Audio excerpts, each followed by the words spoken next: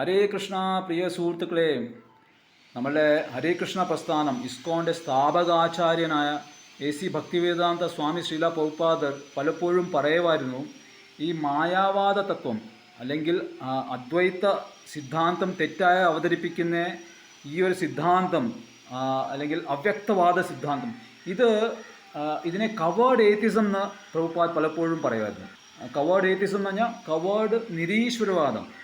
അതായത് പുറമേ കാണുമ്പോൾ കവർ നല്ല ഭംഗിയുള്ളതാണ്, ആകർഷണം തോന്നും. അതായത് പുറമേ ഈ സ്വാമിമാരൊക്കെ ഭഗവാനെ പറ്റി നല്ല ശ്ലോകങ്ങൾ ചൊല്ലുകയും ഭഗവാനെ വർണ്ണിക്കുകയൊക്കെ ചെയ്യും. പക്ഷേ അകത്തോട്ട് പോയാൽ അത്രയും നിരീശ്വരവാദമാണ്. കുറച്ചുകൂടെ ആഴത്തിൽ അവരുടെ കാര്യങ്ങൾ കേട്ട് കഴിഞ്ഞാൽ നമുക്ക് മനസ്സിലാവും, അവർ ഈശ്വരൻ എന്ന് പറഞ്ഞാൽ വ്യക്തിയെ തന്നെ ഇല്ലാതാക്കുക ചെയ്യുന്നത്. അപ്പം ചിലർക്ക് ചിലപ്പം തോന്നാം, അവരെന്തോ ചെയ്തോട്ടെ, നമുക്കെന്ത് ചെയ്യണം, നമ്മളുടെ രീതിയിൽ അങ്ങോട്ട് ശരിയായ രീതിയിൽ പഠിപ്പിച്ചാൽ മതിയല്ലോ, അവർ ചെയ്യുന്നതിൽ ഇടപെടേണ്ട ആവശ്യം നമുക്കുണ്ടോ, ഇല്ല എന്ന് പറഞ്ഞ് ചില ആൾക്കാർ വാദിക്കാം വേണമെങ്കിൽ. പക്ഷേ നമ്മൾ ശ്രദ്ധിക്കേണ്ട കാര്യം എന്താണെന്ന് വെച്ചാൽ, ഇപ്പം നിങ്ങൾ സമൂഹത്തിലൊന്ന് ഇറങ്ങി ഒന്ന് പരീക്ഷിച്ച് നോക്കൂ. നിങ്ങൾ സ്വയം തന്നെ ഒരു 10 പേരോട് ചോദിക്കൂ, ആ ഭഗവാൻ, ആ പരമപുരുഷനെ പറ്റി നിങ്ങളുടെ എന്തുവാണ് അഭിപ്രായം, ആരാണ് ഈ സൃഷ്ടി ഉണ്ടാക്കിയത്, ആ ഭഗവാൻ ആരാണ്. അപ്പം ചിലപ്പം ചില ആൾക്കാർ പറഞ്ഞേക്കാം, അവർക്ക് ഇതിലൊന്നും താല്പര്യം, ഇതിനെപ്പറ്റി അറിവൊന്നുമില്ല, താല്പര്യമില്ല എന്ന് പറയും.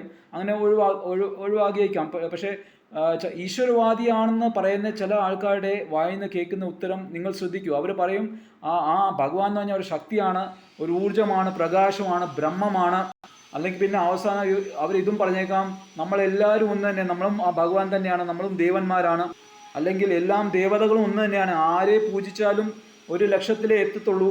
അങ്ങനെ പലതും വ്യത്യസ്തമായ ഈ രീതിയിലുള്ള എന്നുവെച്ചാൽ നമ്മുടെ പരമസത്യത്തിന് വ്യത്യസ്തമായ ഈ പല രീതികളും നമുക്ക് കേൾക്കാൻ പറ്റും. എന്നിട്ട് ദുർഭാഗ്യവശാൽ 99% ആൾക്കാർ ഇങ്ങനെ തന്നെ ഒരു ഉത്തരമായിരിക്കും നൽകുന്നത്. ഇപ്പം വ്യക്തിപരമായിട്ട് എനിക്ക് തന്നെ അനുഭവമുണ്ട്. എൻ്റെ കുടുംബത്തിലുള്ള എൻ്റെ അമ്മയുടെ കുടുംബമൊക്കെ അവർ ജനിച്ചു വളർന്നതൊക്കെ മാവേലിക്കര ശ്രീകൃഷ്ണ സ്വാമി ക്ഷേത്രത്തിൻ്റെ അടുത്തായിരുന്നു. ഇപ്പം ചെറുപ്പം മുതലേ ഭഗവാൻ ശ്രീകൃഷ്ണൻ്റെ പുരാണ കഥകളും പിന്നെ ഭജന കീർത്തനവും ഒക്കെ പാടി അവർ ജ്ഞാനപ്പാന നാരായണിയൊക്കെ സ്ഥിരമായിട്ട് ചൊല്ലുന്നതായിരുന്നു. അപ്പോൾ അതിൽ നിന്നൊക്കെ അവർ മനസ്സിലാക്കിയതായിരുന്നു, നാരായണൻ കൃഷ്ണനാണ് പരമം എന്ന് നല്ല വിശ്വാസമുണ്ടായിരുന്നു. പക്ഷേ കുറച്ച് വലുതായി കഴിഞ്ഞ് അവർക്ക് ഇങ്ങനത്തെ അവ്യക്തവാദികൾ ആയ ഗുരുക്കന്മാർ, മായാവാദി ഗുരുക്കന്മാരുടെ കൂടെ സമ്പർക്കം ഉണ്ടായി. എന്നിട്ട് പിന്നീട് കുറച്ച് നാൾ കഴിഞ്ഞ് അവരുടെ വായിന്നും ഇങ്ങനത്തെ വാക്കുകളായിരുന്നു വരുന്നത്. കൃഷ്ണനല്ല പരമം, പരമം എന്ന് പറഞ്ഞാൽ ആ പ്രകാശമാണ്, ആ അവ്യക്തമായ പ്രകാശമാണ്, ഊർജമാണ്, ബ്രഹ്മമാണ്. ശരിക്കും പറഞ്ഞാൽ നമ്മളെല്ലാം ആ ബ്രഹ്മമാണ്, നമ്മളെല്ലാം ദേവന്മാരാണ്. കൃഷ്ണനും രാമനും ഒക്കെ ആ ബ്രഹ്മത്തിൽ നിന്ന് എടുത്ത രൂപങ്ങളാണ്. അപ്പം നല്ല ഭക്തന്മാരായ എൻ്റെ അമ്മയും കുടുംബവുമൊക്കെ അവരുടെ വരെ ചിന്താഗതി ഇങ്ങനെ മാറ്റാനുള്ള സ്വാധീനം, അങ്ങനത്തെ ഒരു കഴിവുള്ള സ്വാമിമാരാണ് ഉള്ളത് മായാവാദത്തിൽ. അവർ നല്ല വാക്കുകൾ, നല്ല മലയാളത്തിൽ നല്ല സ്പഷ്ടമായിട്ട് സ്ഫുടമായിട്ട് വാക്കുകൾ ഉപയോഗിച്ച് നല്ല ഭാഷയിൽ അല്ലെങ്കിൽ നല്ല ഇംഗ്ലീഷിൽ വർത്തമാനം പറഞ്ഞ് ഇവരൊക്കെ വശീകരിക്കുക ചെയ്യുന്നത്. ശരി, അപ്പം ഇനിയും ഇതിലെന്താണ് എന്താ പ്രശ്നം? അവർ എന്നിട്ടും ഭഗവത്ഗീത ശ്ലോകങ്ങളൊക്കെ വായിക്കുന്നുണ്ടല്ലോ. അപ്പോൾ പിന്നെ അങ്ങനെ നടന്നോട്ടെ, അതിലെന്താണ് തെറ്റ്? അങ്ങനെയും ചോദിച്ചേക്കാം ചില ആൾക്കാർ. അപ്പം ഇതിലുള്ള അപകടം നമുക്ക് ഈ ഉദാഹരണം വഴി ഒന്ന് മനസ്സിലാക്കാൻ ശ്രമിക്കാം. അതായത് നിങ്ങളൊന്ന് സങ്കല്പിക്കൂ, നിങ്ങളുടെ സമൂഹത്തിൽ ഒരു ഐഡൻറ്റിറ്റി ഉണ്ട്, നിങ്ങളുടെ ഇവിടുത്തെ അസ്തിത്വത്തിൻ്റെ ഒരു ആധാരമുണ്ട്. സപ്പോസ് ഏതോ കാരണവശാൽ ഈ ആധാരങ്ങളൊക്കെ ഇല്ലാതായെന്ന് വിചാരിച്ചോളൂ, നിങ്ങളുടെ ഐഡൻറ്റിറ്റിയുടെ ആധാരങ്ങൾ എല്ലാം നഷ്ടമായെന്ന് വെച്ചോളൂ. അതായത് നിങ്ങളുടെ ആധാർ കാർഡ്, പാൻ കാർഡ്, നിങ്ങളുടെ അമ്മയച്ഛൻ്റെയും പേരും അവരുടെ കൂടെയുള്ള ബന്ധത്തിൻ്റെ ഉള്ള സർട്ടിഫിക്കറ്റ്സും, നിങ്ങളുടെ അഡ്രസ്സിൻ്റെ ഉള്ള എല്ലാം തെളിവുകളും, നിങ്ങളുടെ യഥാർത്ഥ പേര്, ഇതിൻ്റെയൊക്കെ സർട്ടിഫിക്കറ്റ്, ബർത്ത് സർട്ടിഫിക്കറ്റ് ആയിക്കോട്ടെ, സ്കൂൾ സർട്ടിഫിക്കറ്റ് ആയിക്കോട്ടെ, എല്ലാം തന്നെ ഏതോ കാരണവശാൽ നശിച്ചു പോയെന്ന് വിചാരിച്ചോളൂ. അങ്ങനത്തെ ഒരവസ്ഥ നിങ്ങൾക്ക് സങ്കല്പിക്കാൻ പറ്റുമോ? വളരെ എന്താ പറയുക, കഷ്ടപ്പാടുള്ള ഒരു അവസ്ഥയായിരിക്കും.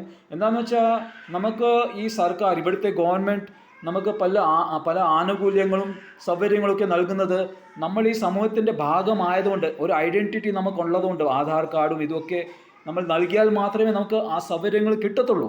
അത് കിട്ടാത്ത പക്ഷം നമുക്ക് വളരെ സംഘർഷം ചെയ്യേണ്ടി വരും. എങ്ങനെയെങ്കിലും ജീവിച്ചു പോകാം, പക്ഷേ ഒരു വലിയ സംഘർഷമായിരിക്കും.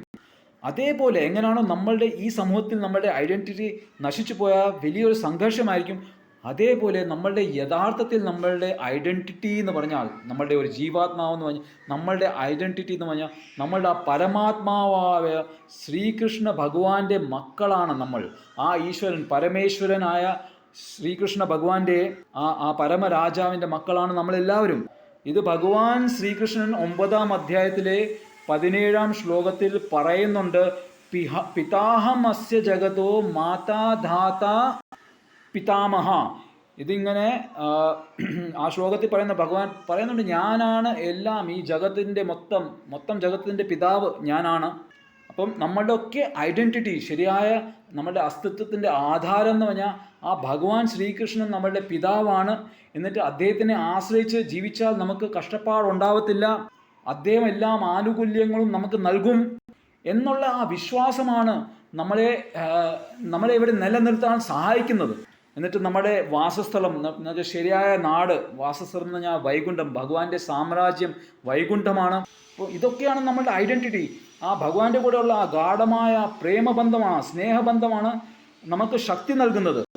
പക്ഷേ ഈ മായാവാദ തത്വം നമ്മളുടെ ആ ഐഡൻറ്റിറ്റിയെ നശിപ്പിക്കുക ചെയ്യുന്നത്.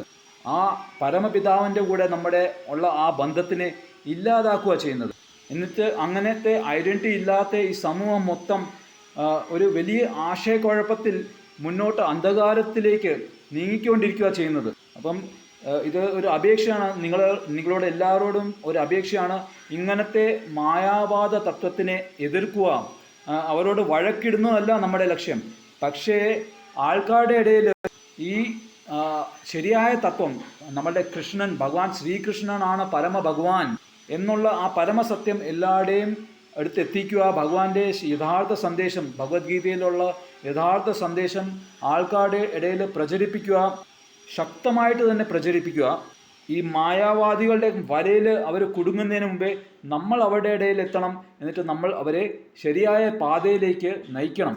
അപ്പം എവിടെയാണോ ഭഗവാൻ ശ്രീകൃഷ്ണൻ എന്ന് പറഞ്ഞ ആ വ്യക്തി ഉണ്ടോ, എവിടെയാണോ എല്ലാം ദുഃഖങ്ങളെ ഹരിക്കുന്ന ആ ഹരി എന്ന് പറഞ്ഞ ആ വ്യക്തി ഉണ്ടോ, ആ വ്യക്തിയുടെ ഭക്തിയുണ്ടോ, അവിടെ മാത്രമേ വിജയമുണ്ടാവും. അവിടെ മാത്രമേ പരമ ആനന്ദം ഉണ്ടാവും. ഹരേ കൃഷ്ണ, രാധേ രാധേ.